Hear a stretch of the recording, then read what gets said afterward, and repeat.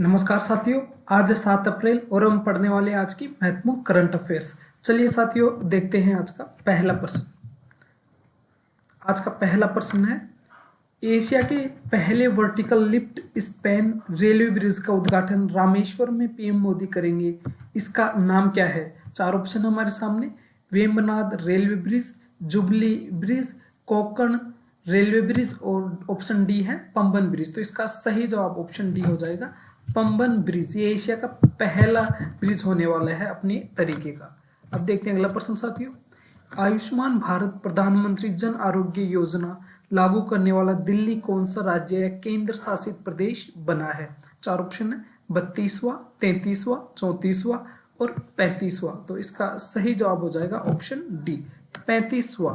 अगला प्रश्न साथियों, 9.69% वास्तविक आर्थिक विकास दर के साथ वर्ष 2024-25 के लिए कौन सा राज्य प्रथम स्थान पर रहा है? चार ऑप्शन, राजस्थान, हरियाणा, पंजाब, तमिलनाडु। तो इसका सही जवाब हो जाएगा तमिलनाडु।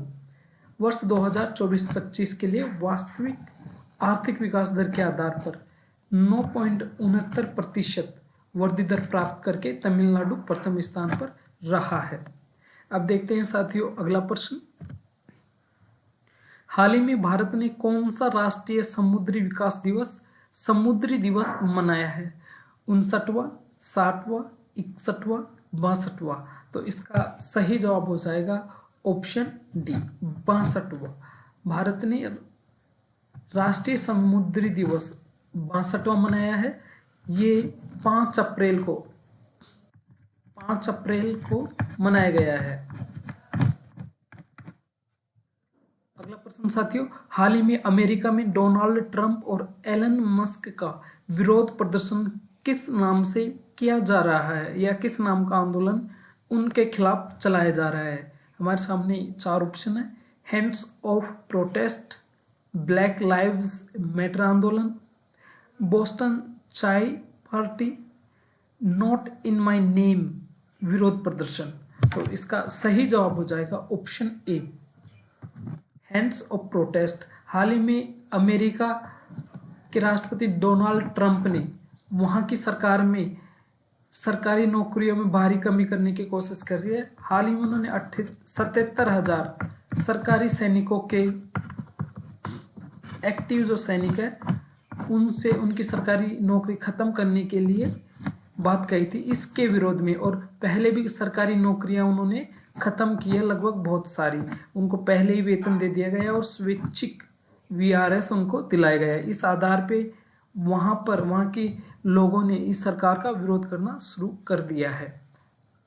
अगला प्रश्न साथियों, किसको अग्निशमन एवं बचाव सेवाओं का डीजीपी नियुक्त किया गया है? चार ऑप्शन है।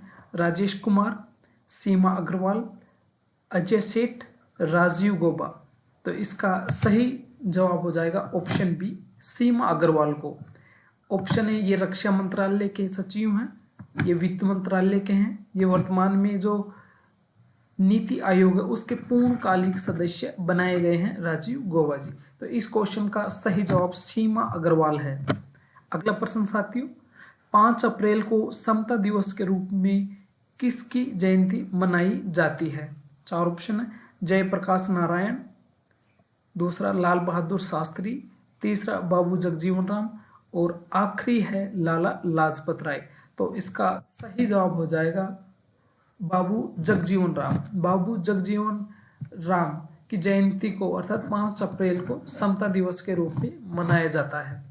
अगला प्रश्न देखते हैं साथियों, हाल ही में प्रधानमंत्री नरेंद्र मोदी को श्रीलंका के किस सर्वोच्च सम्मान से सम्मानित किया गया है? चार ऑप्शन है। मित्रा विभूषण, ग्रैमी, नोबेल पुरस्कार, रेमन मैग्सेस। तो इसका सही जवाब ऑप्शन है मित्रा विभूषण। यह श्रीलंका का विदेशी नागरिकों को दिया जाने वाला सर्वोच्च नागरिक सम्मान है, मित्रा विभूषण। जबकि ये नीचे के तीनों ही सम्मान श्रीलंका की सरकार के द्वारा नहीं दिए जाते।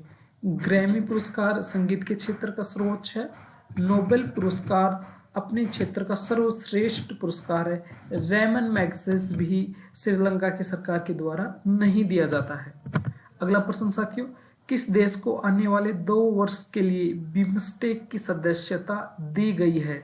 4 ऑप्शन है, अमेरिका, रूस, कनाडा और बांग्लादेश। तो इसका सही जवाब हो जाएगा बांग्लादेश को 2 वर्ष के लिए बिम्स्टेक की सदस्यता दी गई है।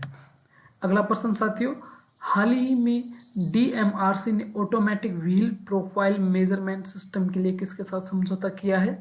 4 ऑप्शन है, रक्षा मंत्रालय, भारतीय रेलवे, विदेश मंत्रालय और गृह मंत्रालय। चारों ही भारत सरकार के मिनिस्ट्रियां हैं। इनमें से जो रेल मंत्रालय है DMRC, दिल्ली की मेट्रो प्राधिकरण, जो मेट्रो विभाग है, उसने भारतीय रेलवे के साथ में समझौता किया है। अगला प्रश्न साथियों, हाल ही में किस देश में 6.9 तीव्रता का भूकंप आया है? Papua New Guinea, Vietnam, Singapore, America. तो इसका सही जवाब हो जाएगा ऑप्शन ए, पापुआ न्यू गिनी में 6.9 तीव्रता का भूकंप आया है। हाल ही में थाईलैंड में कई बार 1-2 दिन के गैप में भूकंप आया है, जिसमें कम से कम 3000 से ज़्यादा लोगों की अब तक मौत हो चुकी है। इसके अलावा टोंगा में लगभग 7 पॉइंट कुछ की तीव्रता के साथ भूकंप आ चुका है। इसके अलावा हाल ही में पापुआ न्यू गिनी में भी भूकंप आया है। अगला प्रश्न साथियों, और ये हमारा आखिरी प्रश्न है, किस देश के राष्ट्रपति को महाभियोग के माध्यम से पद से हटा दिया गया है? 4 ऑप्शन है, उत्तर कोरिया, दक्षिण कोरिया, क्यूबा और सिंगापुर। तो इसका सही जवाब ऑप्शन बी हो जाएगा, दक्षिण कोरिया। दक्षिण कोरिया के राष्ट्रपति को महाभियोग के माध्यम से हटाया गया है।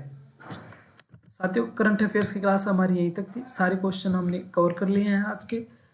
अपनी परीक्षा की महत्वपूर्ण तैयारी के लिए भास्कर कोचिंग नाम के यूट्यूब चैनल को सब्सक्राइब कर ले और इसी नाम से हमारा टेलीग्राम चैनल है, उसको भी सब्सक्राइब कर ले। अब मिलते हैं साथियों अगली क्लास में, तब तक के लिए जय हिंद, जय भारत।